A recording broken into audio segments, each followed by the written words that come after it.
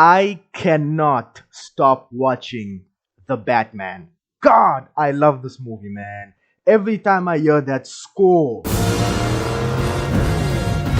every time I hear Nirvana come on, every time I see a GIF, a picture, artwork, or clip from the film, Who's the mustache with the broken nose? it compels me to go back and watch this work of art again and again and again and again. I cannot get enough. Yes, we are still talking about the Batman. Welcome back to the Canonbullcast. I am your host, St. George, and today we are going to talk about the Batman. After giving it another watch, I wanted to figure out if this film really is the work of art I and many others who praise it see it as, or if I'm drunk on hype and seeing this film with a rose tint.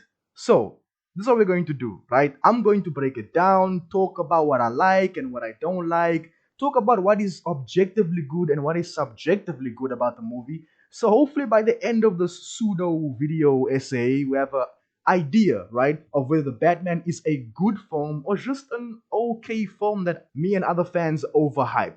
Ready? Go.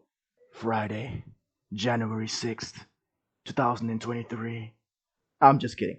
Anyway, our first category, cinematography.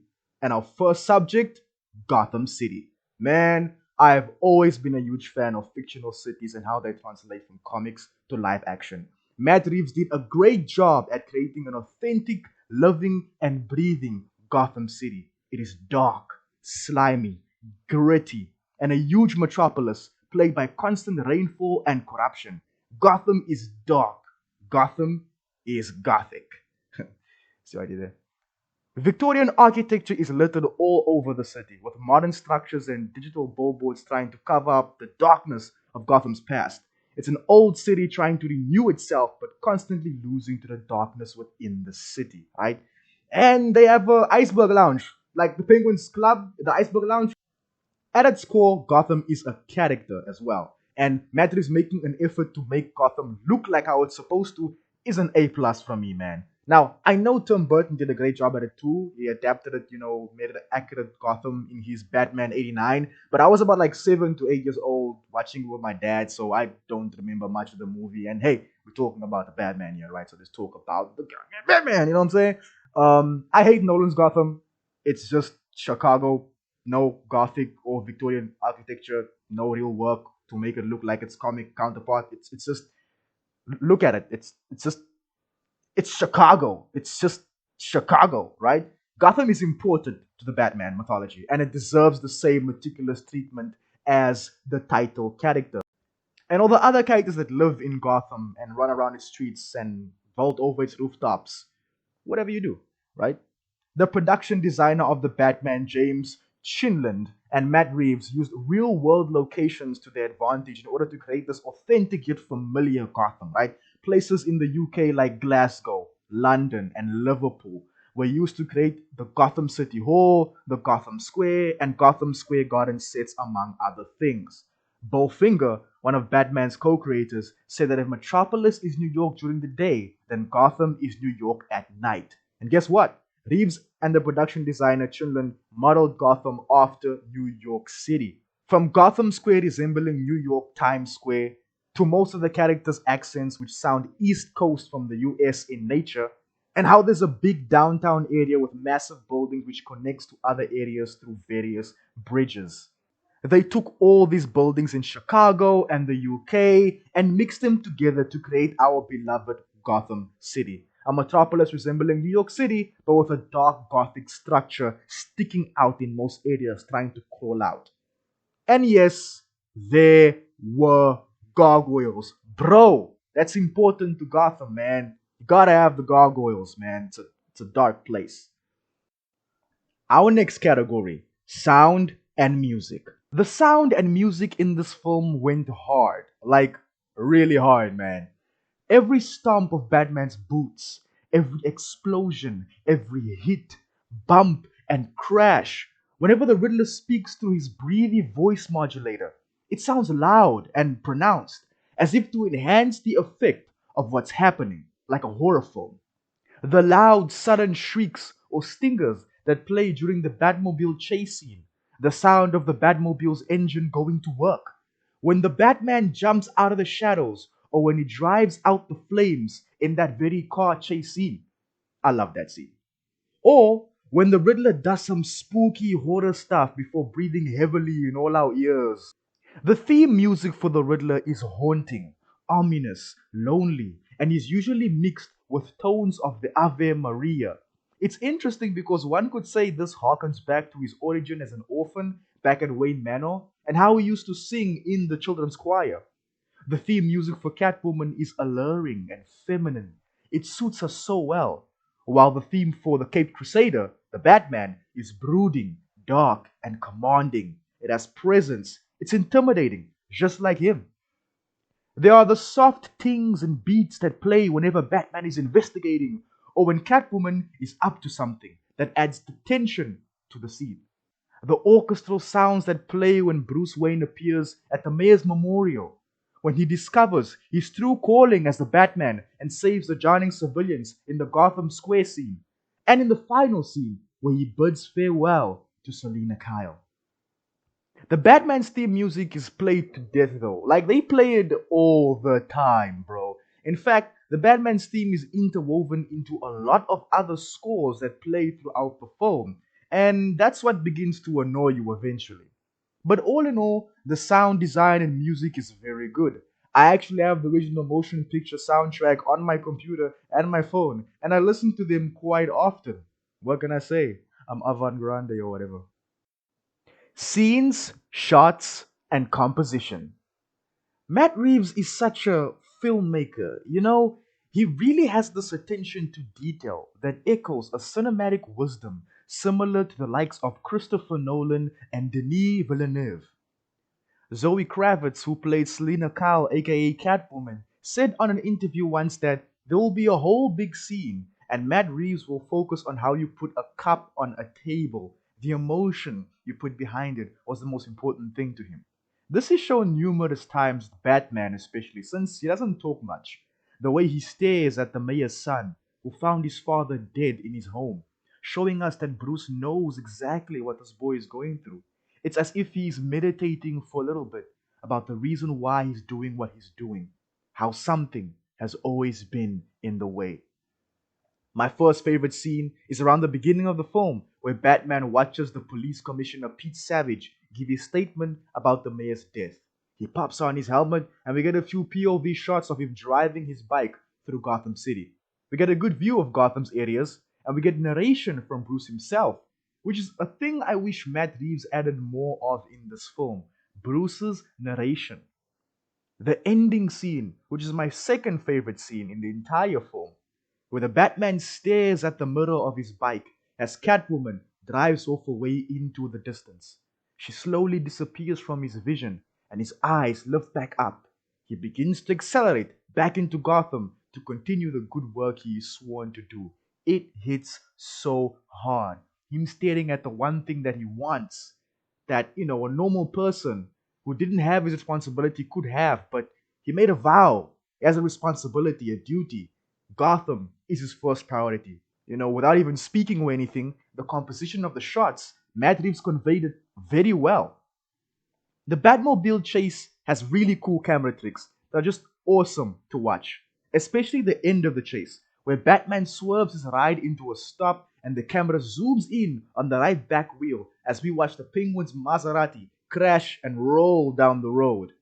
The shot of Batman leading the people out of the wreckage in the water with the flint in his hand is one of the most beautiful shots in the film. And alongside that, we have the hallway fight scene where he tanks multiple gunshots like Arkham Batman and takes out all the guards on his way to Carmine Falcone. Matt Reeves and cinematographer Greg Fraser did an amazing job on this film.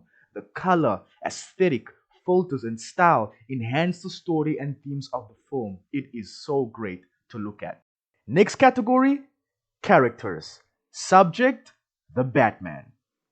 Bruce Wayne's origin is very much different in this iteration of the character. For one, it seems that he wasn't present for the death of his parents. This is made clear due to the fact that Bruce does not know who killed his parents, when in the comics or any other Batman media, he knows it's a burglar who killed them in Crime Alley because, he saw it. And that's why he got so traumatized. There is a constant theme of vengeance with Bruce, and the fact that he isn't really experienced yet. Matt Reeves did go out of his way to explain a lot in interviews that Bruce is 1 year and 6 months into his career, and he is exploring the idea of a Batman who isn't quite fully formed yet. This is shown by how Bruce has a mentality in this film of actions have consequences and you get what's coming to you, or vengeance. He believes that fear and violence is the way to force Gotham into fixing himself, essentially just continuing the vicious cycle but with a holier than thou attitude.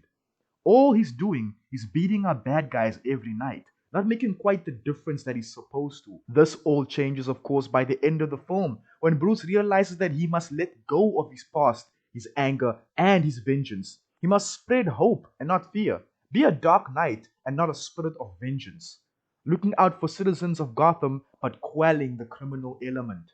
And I get it. I see what Matt is trying to do. It's not an accurate Batman. If anything, this is an adaptation of Bruce Wayne who went out on the streets when he wasn't ready to go out on the streets. Now, hear me out, guys. Hear me out. Bruce Wayne loses his parents as a child, and in the comics, this of course traumatizes him, instills fear in him, vengeance, anger, you name it. But that's what the training around the world was for. Bruce goes around the world training with various teachers and monks, not just learning how to fight, but learning discipline, restraint, control. During his worldwide training, Bruce is supposed to learn to come to terms with his parents' death, learn that he has to become more than a vengeful vigilante. He must become an incorruptible symbol of hope for Gotham, a hero who inspires the citizens and the cops that they can do better. So by the time he returns from his training, he's kind of chill. No angst, no brutal fighting or anything. He knows what he has to do. I always say this. Bruce Wayne at his core is a humanitarian, a philanthropist, both in and out of the costume. He doesn't just beat up bad guys or solve cases or murders. He saves lives too. There's an episode in the classic Justice League cartoon that I love so much, where Batman uses his gadgets and skills to save these bus passengers who were about to crash. And it was refreshing and reminded me that, oh, yeah, Batman is a superhero too. So saving people from a burning building, cats out of trees, and all that, he does that too. He can. Although due to the story Matt was trying to tell, or the nature of this film, Bruce only learns by the end of the movie that we must have hope and we must endure. Our next subject, Catwoman. I have a lot to say about Catwoman. Selena Kyle in this film has her own little story going on where her friend goes missing, and it all ties into the whole Gotham corruption story that Batman, Gordon, and the Riddler are cracking wide open. As far as Catwoman adaptations go, this one is almost as bad as Anne Hathaway's. Wait, let me explain. Guys, Selena Kyle isn't supposed to have a moral compass. She's morally gray. Okay, check.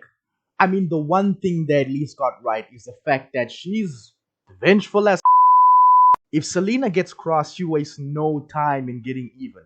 Is that a cat thing? Black Cat is always on the same buzz too. But the aspect or aspects of her that Matt Reeves failed to adapt for reasons I do not understand is the fact that Selena is chaotic and a kleptomaniac. She loves stealing. She can't not do it.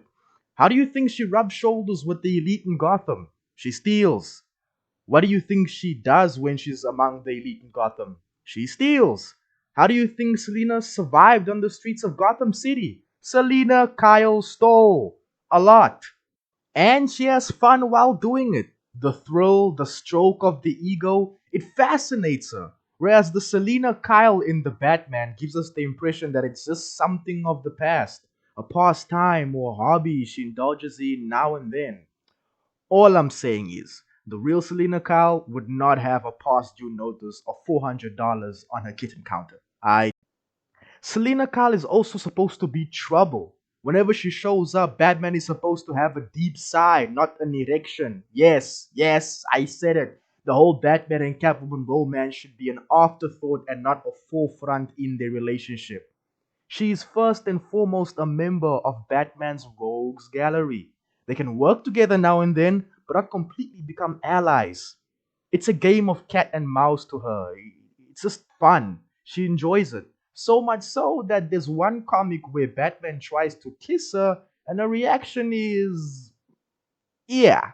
She essentially tells him to chill the F out. We're just playing. Why are you catching feelings?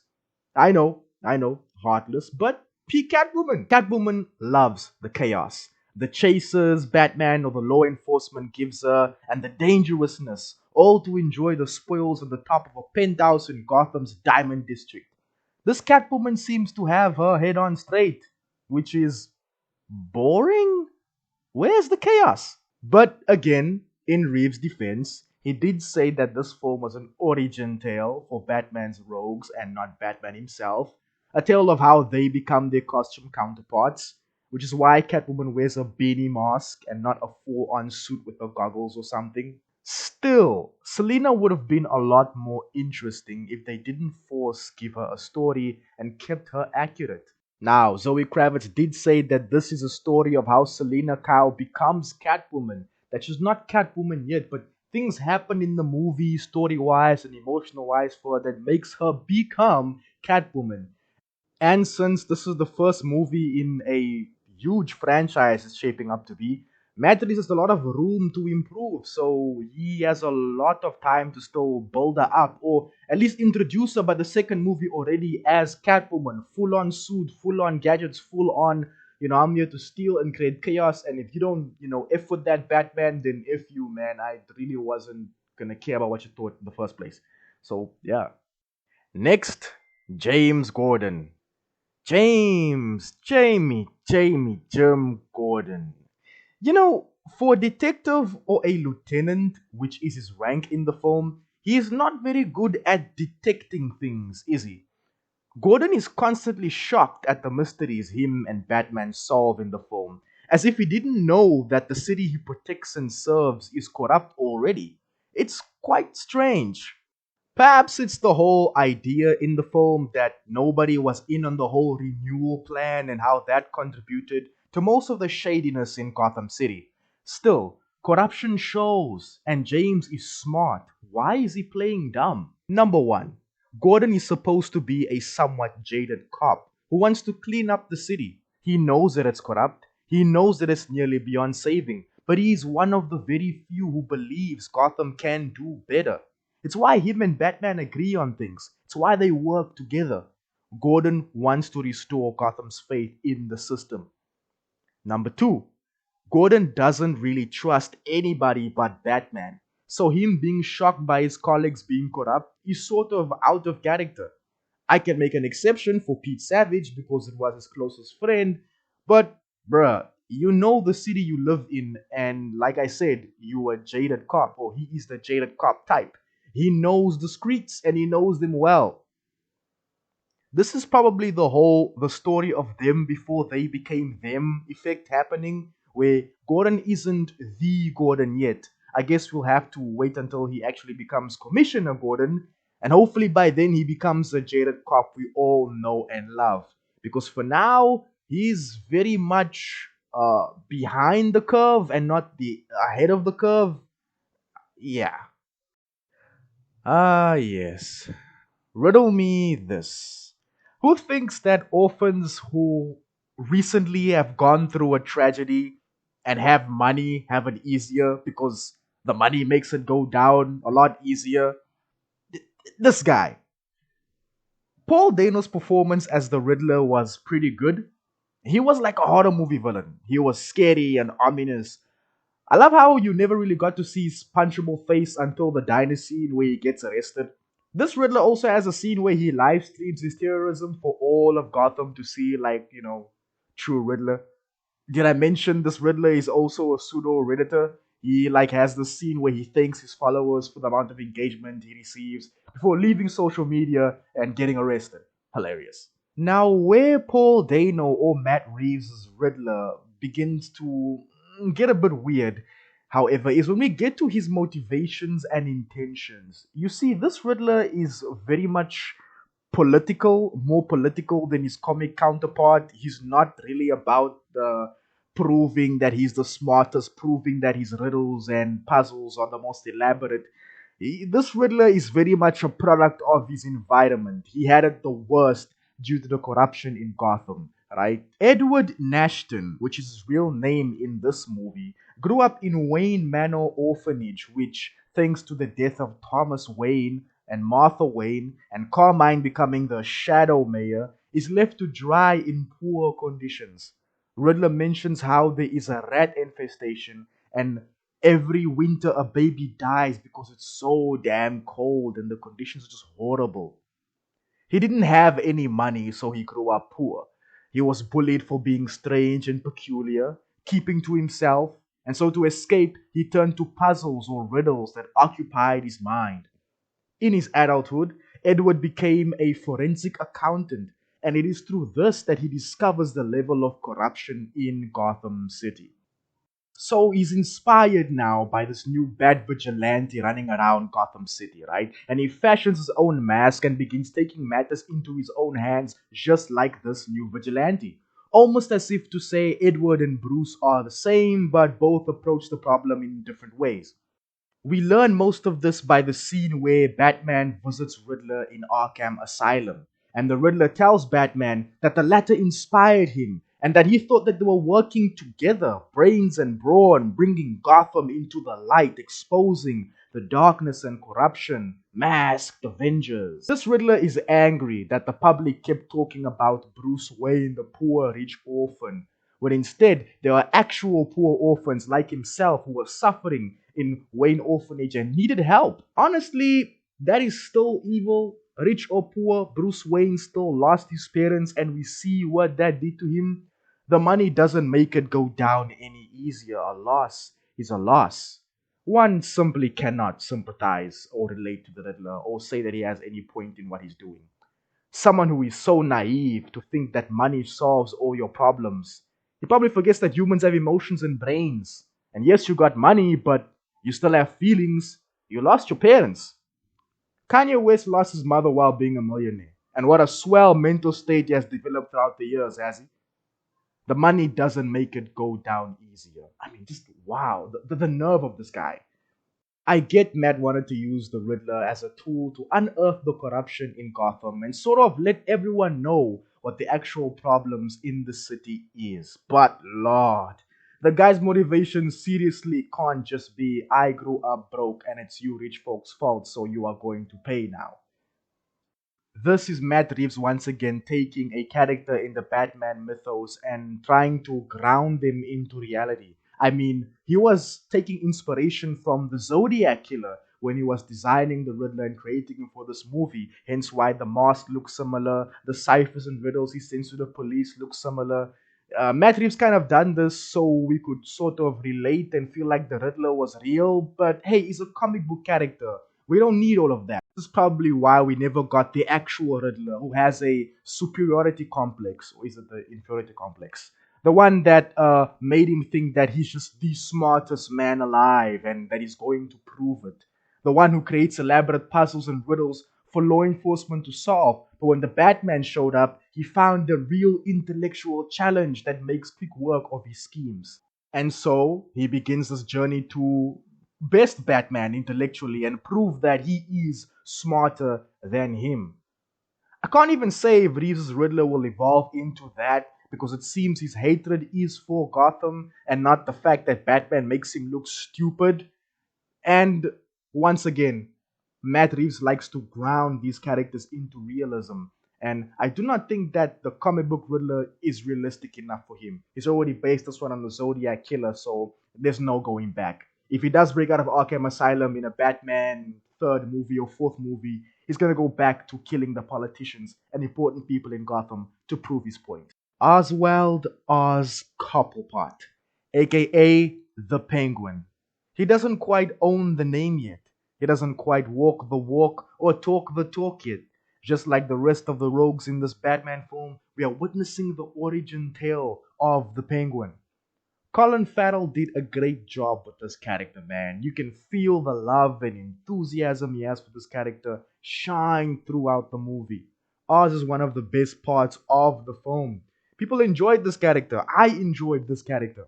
He is charming, charismatic, sneaky, slippery, and like he is supposed to be, completely unafraid of the Batman. I mean, even his introduction is so cool. He literally calls Batman sweetheart. Oz does not have his signature British accent though, which is a bummer. This is probably a consequence of likening Gotham to New York City and therefore giving Oz a East Coast Italian accent instead of the British one he has in the source material, which he picks up from studying abroad in the UK. In this film, Oz is working as Carmine's right hand man, following the big fish wherever he swims and making sure everything is taken care of. He is the founder and owner of the Iceberg Lounge, an expensive high end nightclub. Only this time, I believe Carmine is the one who's funding the business instead of like in the source material where the Penguin is the one who, through his gang and his selling of guns, he funds the Iceberg Lounge and builds it from the ground up and creates it his own uh, intellectual property that he pays for and funds and fuels. Oz is present for some of the best scenes in the film. I like that Matt does that so you don't forget that the Penguin is in this film because he's such a prominent Batman villain. It would be very like suckish if he was in the film and you barely noticed. He is sought out by Batman for answers in the beginning of the film. So essentially he's like the second villain we get introduced to because first we get introduced to the Riddler and then after the mayor dies and Batman and Gordon go and investigate the thumb drive. They see the pictures of the mayor with his significant other. They identify the club that they're leaving from, which is the Iceberg Lounge, where the Penguin operates. And that's how we get introduced to the Penguin, the second villain, essentially, villain for this film. He is the one also being chased in the also famous Batmobile scene, the chase scene. The interrogation scene where Penguin completely roasts Batman and Gordon is also like one of the best scenes where makes fun of their Spanish and calls him the world's greatest detective, tells them that they might start harmonizing soon. It was just hilarious. Like the Penguin is such a character in this film. And then there is the scene where Carmine Falcone is outed as the rat who gave up Salvatore Maroni in order for him to enter the position he is in the film as the shadow mayor running everything, the kingpin of Gotham City, if you will. Now there is a deleted scene, right, where Penguin is speaking with Selina, who is bringing something to him in his office, and in the scene, Oz mentions how Carmine will not be in charge forever, and one day Gotham will belong to him. This is something Matt should have kept in the film because, for those of you who know, Oz has always been the outcast who everybody underestimated, whether it was because of his appearance, which was like that of a penguin, his height or his accent, which is British. Oz was always underestimated all the time, and his story from the source material and even adapted in certain media where it was properly adapted, his story is the story of someone who took charge, rose up, and became somebody so dangerous you'd best not even ever underestimate him again like you did before. Unfortunately, we didn't get this deleted scene in the original cut of the movie, so we can witness the theme of him being underestimated and starting to rise come full circle. And this would happen when Carmine gets arrested and Oz calls him out for being a snitch. Remember that scene? Carmine then fires back at Oz, telling him that he will always be less and never a big man. Quite the contrary, because with Gotham flooded and Carmine dead, an opportunity presents itself before Oz to become the kingpin he was always meant to be. To make it even sweeter, Colin Farrell returns as the Penguin in an HBO Max limited series which plans to air in 2024. This series will follow him as he rises to kingpin status and gets his Scarface moment. So, more Penguin for all of you fans of Colin Farrell's portrayal out there. Of course, we'll be covering everything about that upcoming show here on the channel, so subscribe with notifications on so you don't miss out on that craziness. Summing up, The Penguin in this film, all I can say is unfinished business. He was entertaining, but story wise, we needed more meat on the bone, and that deleted scene might have been the chicken nugget we needed. Carmine Falcone. Falcone. Falcone. Look, in this movie, he's referred to as Carmine Falcone. Okay, in the Reeves verse, he's Carmine Falcone. Carmine Falcone. John Turturro did pretty well as Carmine. I'll admit, when they announced that he was going to play the Gotham City mobster, I was apprehensive about it. But he proved me wrong. Matt Reeves' Carmine isn't as ruthless and intimidating as his comic book counterpart. Thus, Carmine is more relaxed and more in control of his rage and ruthlessness. John and Matt's Carmine is a lot more of a show off, like a showman than his comic version. He jokes around, he converses calmly, he acts untouchable, and we all know he isn't, given the fact that he was shot back in the gap and Thomas Wayne saved his life. But he's not above murking people who oppose to his empire business. He strangles Selena's friend Annika, and he strangles Selena's mother for reasons I cannot recall right at this moment. He even tries strangling Selena herself. And that brings me to another thing. This Carmine might have been the one to kill Thomas and Martha Wayne. A very wild change from the comics to live action.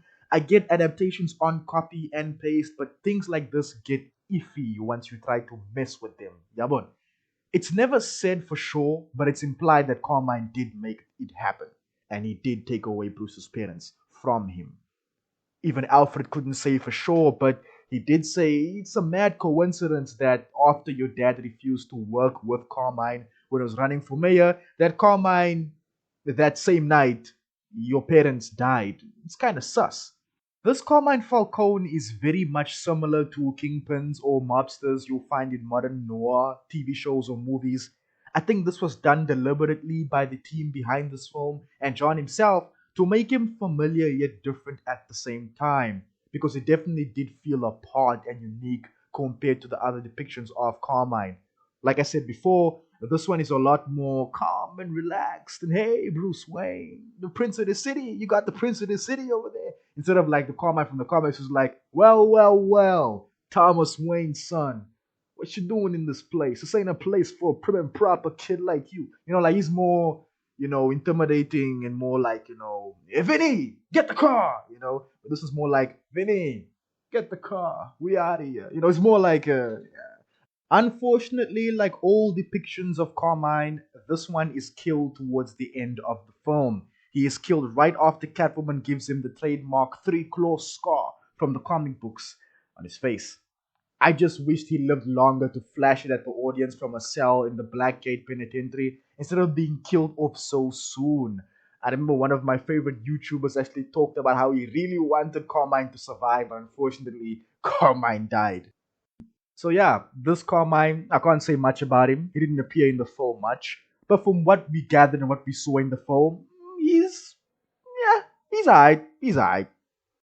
I think it's worth noting how Matt Reeves took 5 of Batman's rogues from his rogues gallery and used them in such a way that was very tasteful, and it worked with this film. It wasn't convoluted, it wasn't all over the place, it wasn't a Spider-Man 3 situation. None of them were all around the city doing their own thing. Riddler was at the very top of the food chain, but you had villains like the Penguin in this film. You had villains like Carmine. You had Catwoman. You had the Joker in this film. I'm sure you guys noticed the Joker, right? Don't tell me you didn't notice the Joker was in this film. But it must be that thing that he used of like, it's the origin of the rogues and not like the rogues when they are the rogues, because Penguin is still under Carmine. He's not a big prominent villain or kingpin. He's still under Carmine, rising through the ranks. Carmine is not a very big villain. He's just a mobster who, runs Gotham in his own corner in the comics, but in this movie, he's bigger than that. Still, he didn't overshadow the plot. The Riddler was the main threat. We had Selena Kyle, aka Catwoman, also going through her origin of becoming Catwoman, didn't overshadow the plot. And we had the Joker, who had his little scene towards the end, sort of teasing what might come next, teasing that the trouble has not gone away, teasing that Batman is going to have his work cut out for him from now onwards. That gives me excitement for how he can create this same sort of format, but for the sequel movie. We can have people like Harvey Dent, but not yet Two Face. We can have people like Scarecrow, who's like maybe top of the food chain villain. We can have people like Penguin, who's like now the Carmine of the movie, the Kingpin that Batman deals with now and then. Goes for questions now and then, interrogates now and then. And we can have two or three other villains who maybe Batman also interacts with, but they're not gonna overshadow the plot. I think Reeves done this very well. And he was actually going to use 6 villains in the previous or more early drafts of the film, because when the film was in early stages of development, there were rumors that there was going to be 6 villains in the Batman. And hey, 5 made it in. The last one probably didn't. I think the last one was either going to be Salvatore Maroni or Firefly, because there were rumors of Firefly being in this movie. Hey, maybe he'll be in the Batman too. And now, the analysis and the verdict. Set 1 year and 6 months into Bruce Wayne's career as the Caped Crusader, we follow him come face to face with an adversary that challenges him to see what truly lies beneath Gotham City. We see Batman unravel and go through this reckoning where he learns to overcome vengeance and become a symbol of hope, thus learning of a better way and more effective way to deal with the injustice of his city. For a detective story, there isn't much investigation on Batman and Gordon's side. They're always following breadcrumbs or playing catch up. There's a scene in the film where Batman says something to the effect of, like it or not, it's Riddler's game now. And I beg to differ. I think it's been Riddler's game, fam. The Riddler literally only got caught when he wanted to get caught, and his job was completely done. All that was left on his agenda was meeting his quote unquote idol. The only things I saw Batman figure out was the thumb drive and the bomb map under Riddler's carpet in his apartment, which he would not have known if the Riddler himself didn't hint at it during the Arkham Asylum visit scene. The pacing of the film was alright, despite the fact that it is nearly 3 hours, although you do eventually start to feel a tiny bit of a drag here and there. You still have the resolve to sit through and watch this in its entirety until the end. The film would have benefited from more action and fight scenes. This is Batman after all, a superhero who is known for his martial arts skills and acrobatics. So more scenes, like the one where he chases after Selena by using that rope device to scale the building downwards, would really work and would go so hard. Speaking of devices, where were the batarangs? Throwing darts? Anything? This links into my previous point about this film being a film about a Batman who went out on the streets when he wasn't ready to be out on the streets. Mans does not even have his signature throwing weapon. Come on, man. All in all, in this movie, I'm going to be honest, the Batman did nothing. Him and Gordon just chased breadcrumbs that the Riddler left and only became aware of Gotham's deeper corruption due to him. It seems like Riddler did more than the Batman here, which is like, wow. Selina was the one who provided evidence needed to book Carmine, and Batman only actually saved human lives directly by the end of the film. Sure, he saved that guy from the mugging in the beginning of the film, but we all know he was there to more so strike fear and, do his regular, I'ma beat your asses tonight type thing. By the end of the film, Batman has an epiphany and says, I see now, I have had an effect, just not the one I intended. What effect? You did nothing, bro. You only started saving lives and probably spreading a more positive influence by the end of the film. You didn't have an effect, you started having an effect. Matt Reeves created something with a lot of potential to become peak Batman. This Batman film feels much more Batman-like than anything we have had before. Gotham City looks great, the aesthetic is great, the sound and music is great, the casting choices are nice. But Matt is making the same mistakes Nolan made when he started his Batman franchise. He's sticking too close to the ground.